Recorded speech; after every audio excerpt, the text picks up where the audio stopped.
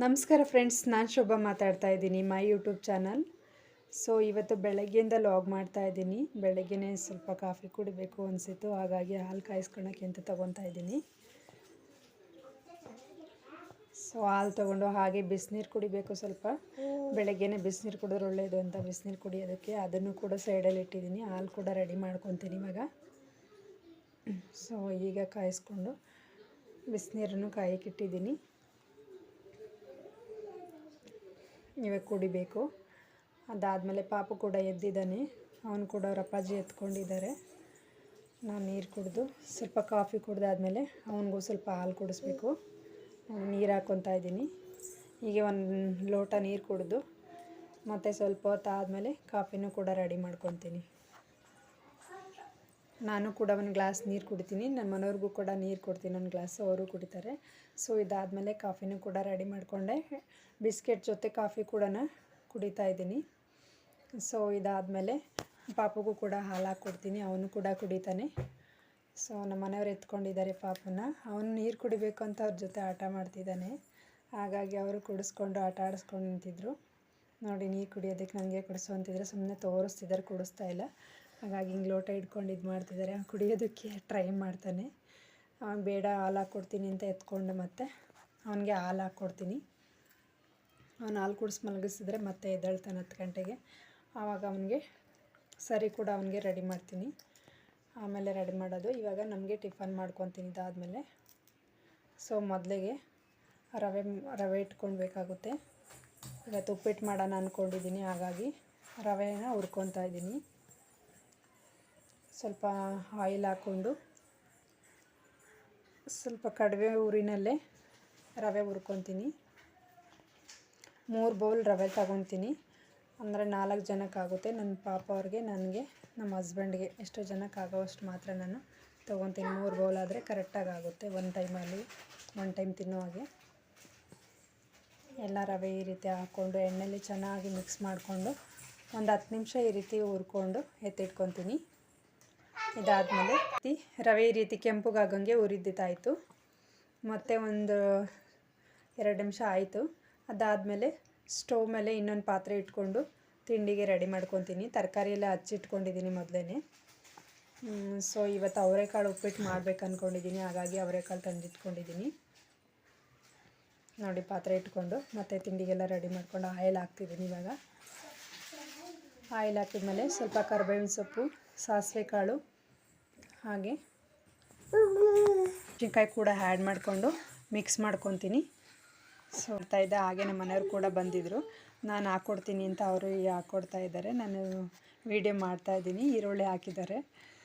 ಪಾಪ ಮಲ್ಕೊಂಡಿದ್ನಲ್ವ, ಹಾಗಾಗಿ ನನ್ನ ಜೊತೆ ರೆಡಿ ಮಾಡ್ಕೊಡ್ತೀನಿ ಬಿಡು ಅಂತ ಬಂದಿದ್ದಾರೆ. ಈ ಒಗ್ಗರಣೆ ಮಾತ್ರ ಹಾಕಿಸ್ಕೊತೀನಿ. ಸೊ ಇಷ್ಟು ನೋಡಿ, ಮೊದಲು ಈರುಳ್ಳಿ, ಹಸಿರು ಮೆಣಸಿನ್ಕಾಯಿ ಮತ್ತು ಕ್ಯಾರೆಟು ಒಂದೊಂದಾಗಿ ಹಾಕ್ಕೊತೀನಿ. ಟೊಮೊಟೊ ಹಾಕ್ಕೊತಿದ್ದೀನಿ. ಮತ್ತು ಇದೆಲ್ಲ ಚೆನ್ನಾಗಿ ಎಣ್ಣೆಗೆ ಫ್ರೈ ಮಾಡಿಕೊಂಡು 5 ನಿಮಿಷ ಚೆನ್ನಾಗಿ ಈ ರೀತಿ ಫ್ರೈ ಆಗಬೇಕು. ಅವರೆಕಾಳು ಸೇರಿಸ್ಕೊತಿದ್ದೀನಿ ಲಾಸ್ಟಲ್ಲಿ.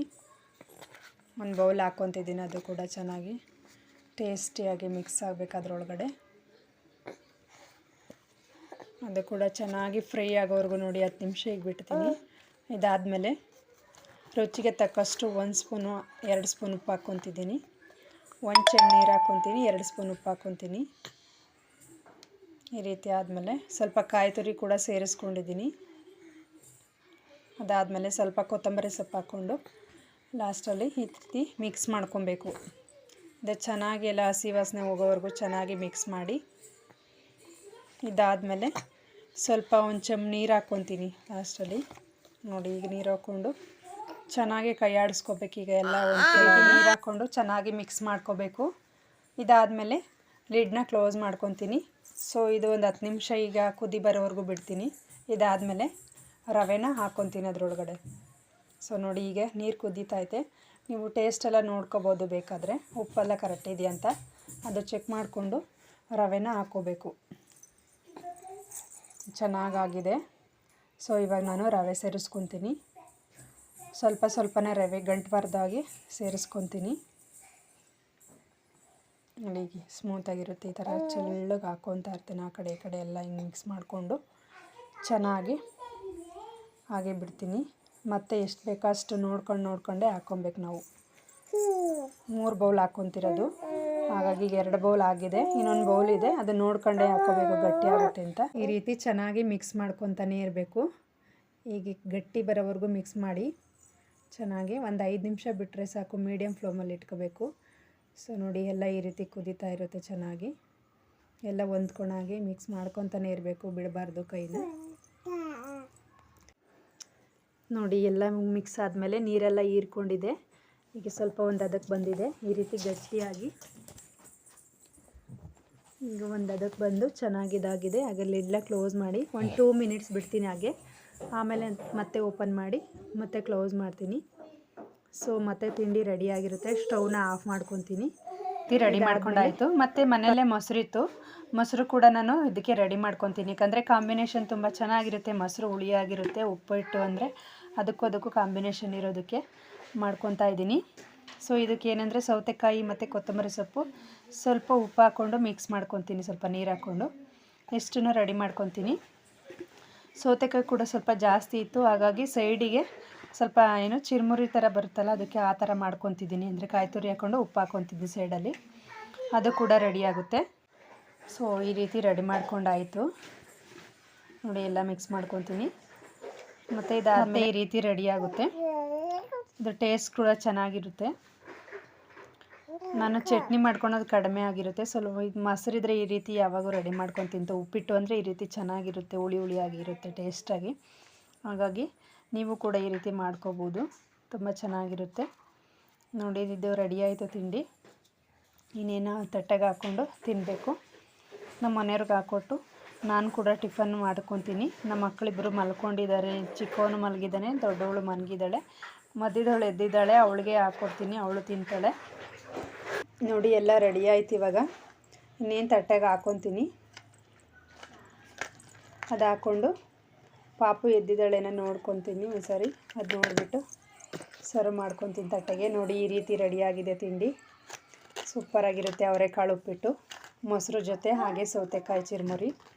ನೀವು ಕೂಡ ಈ ರೀತಿ ಮಾಡ್ಕೊಳ್ಳಿ, ತುಂಬ ಚೆನ್ನಾಗಿರುತ್ತೆ. ಓಕೆ, ರೆಡಿಯಾಗಿದೆ ಅವರೆಕಾಳು ಉಪ್ಪಿಟ್ಟು, ಸೌತೆಕಾಯಿ ಚಿರುಮುರಿ, ಮೊಸರು. ಎಷ್ಟು ಫುಲ್ ಚೆನ್ನಾಗಿ ರೆಸಿಪಿಯಾಗಿ ಬಂದಿದೆ ನೋಡಿ ಹೇಗಿದೆ ಅಂತ. ಈಗ ಟಿಫನ್ ಮಾಡ್ಕೊತೀವಿ.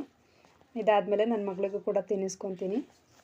ಅವಳು ಕೂಡ ಎದ್ದಿದ್ದಾಳೆ, ದೊಡ್ಡವಳು ಇನ್ನೂ ಎದ್ದಿಲ್ಲ, ಸಣ್ಣ ಪಾಪು ಕೂಡ ಎದ್ದಿಲ್ಲ, ಅವನು ಕೂಡ ಮಲಗಿದ್ದಾನೆ. ಇವಳಿಗೆ ರೆಡಿ ಮಾಡ್ಕೊತೀನಿ ಅಷ್ಟರಲ್ಲಿ. ಅವಳಿಗೆ ತಿನ್ನಿಸ್ಕೊಂಡು ಆದಮೇಲೆ ಮತ್ತು ಅವರಿಬ್ಬರಿಗೂ ರೆಡಿ ಮಾಡ್ಕೊತೀನಿ ನೋಡಿ. ಹೇಗೆ ಅವಳು ನೋಡ್ಕೊಂಡು ನನ್ನ ನೋಡಿಕೊಂಡು ತಿಂದಿದ್ದಾಯಿತು. ಸೊ ಇವಾಗ ಬಟ್ಟೆ ಮಿಷನ್ಗೆ ಹಾಕಬೇಕಿತ್ತು, ಹಾಗಾಗಿ ಬಟ್ಟೆ ಮಿಷನ್ಗೆ ಹಾಕೋಣ ಅಂತ ಬಂದಿದ್ದೀನಿ. ಆಯಿಲ್ ಹಾಕ್ಕೊಂಡು ಮಿಷನ್ ಪೌಡ್ರು ಅದು ಕೂಡ ಬೇಗ ಮುಗಿಸ್ಕೊಳ್ಳೋಣ ಅಂತ ಇದ್ದೀನಿ ಇವಾಗ. ಸೊ ಬೇಗನೆ ಕೆಲಸ ಆದರೆ ಪಾಪು ಇದೆಲ್ಲ ಹೊತ್ತಿಗೆ ಬೇಗ ಎಲ್ಲ ಮುಗಿದಿರುತ್ತೆ ಅಂತ ಬೇಗ ರೆಡಿ ಮಾಡ್ಕೊತಾ ಇದ್ದೀನಿ. ಅವನಿದ್ರೆ ಏನು ಕೆಲಸ ಮಾಡೋಕ್ಕೂ ಬಿಡಲ್ಲ, ಹಾಗಾಗಿ ಮುಗಿಸ್ಕೊತಾ ಇದ್ದೀನಿ. ಮತ್ತು ನನ್ನ ಮಗಳು ಕೂಡ ಎದ್ಲಿವಾಗ, ಮಗನೂ ಕೂಡ ಎದ್ದಾಳ್ತಾನೆ, ಸೌಂಡ್ ಆಗ್ತಿದೆ.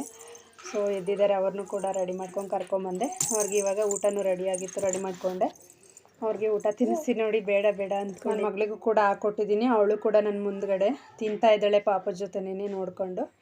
ಸೊ ಇವರಿಬ್ಬರು ತಿಂದಿದ್ದಾದಮೇಲೆ ಇನ್ನೇನು ಕೆಲಸನೂ ಇರಲ್ಲ, ಮಧ್ಯಾಹ್ನ ಆಗುತ್ತೆ. ಅವಾಗ ಮಧ್ಯಾಹ್ನ ಅಡುಗೆ ರೆಡಿ ಮಾಡ್ಕೋಬೇಕು. ನಮ್ಮ ಮನೆಯವ್ರು ಕೂಡ ರೆಡಿ ಆಗ್ತಿದ್ದಾರೆ ಹೋಗೋದಕ್ಕೆ. ಸೊ ಇನ್ನೇನು ಅವಳಿಗೂ ಕೂಡ ಟಿಫನ್ ಹಾಕ್ಕೊಟ್ಟು ಇಬ್ಬರು ಕೂಡ ತಿಂತಿದ್ದಾರೆ. ಸೊ ಇದಾದಮೇಲೆ ಮತ್ತೆ ಕೆಲಸಗಳನ್ನು ಸ್ಟಾರ್ಟ್ ಮಾಡ್ಕೊತೀವಿ. ಬೇರೆ ಏನಾದರೂ ಇದ್ದರೆ ಅವ್ನು ಮಲ್ಕೊಳ್ಳೋವರೆಗೂ ಇನ್ನೇನು ಮಾಡೋಕ್ಕೂ ಆಗಲ್ಲ. ಮತ್ತು ಅವರಿಬ್ಬರಿಗೆ ಏನಾದರೂ ಹಣ್ಣು ಬೇಕಂತ ಕೇಳ್ತಾರೆ ಊಟ ಆದಮೇಲೆ, ಮತ್ತು ಹಣ್ಣು ಹಾಕ್ಕೊಡ್ತಿದ್ದೀನಿ ಸ್ವಲ್ಪ. ಇನ್ನು ಪಪ್ಪಾಯ ಇತ್ತು. ಸೊ ಮತ್ತು ಇಬ್ಬರಿಗೂ ಒಂದೊಂಥರದ, ಅವಳು ಪಪ್ಪಾಯ ಕೇಳ್ತಾಳೆ, ಅವಳಿಗೆ ಅದನ್ನು ಹಾಕ್ಕೊಟ್ಟಿದ್ದೀನಿ. ಇವಳು ಡ್ರ್ಯಾಗನ್ ಫ್ರೂಟ್ ಬೇಕು ನನಗೆ ಎಲ್ಲ, ಅವಳಿಗೆ ಡ್ರ್ಯಾಗನ್ ಫ್ರೂಟ್ ಹಾಕ್ಕೊಟ್ಟಿದ್ದೀನಿ. ಇಬ್ಬರು ತಿಂತಾರೆ.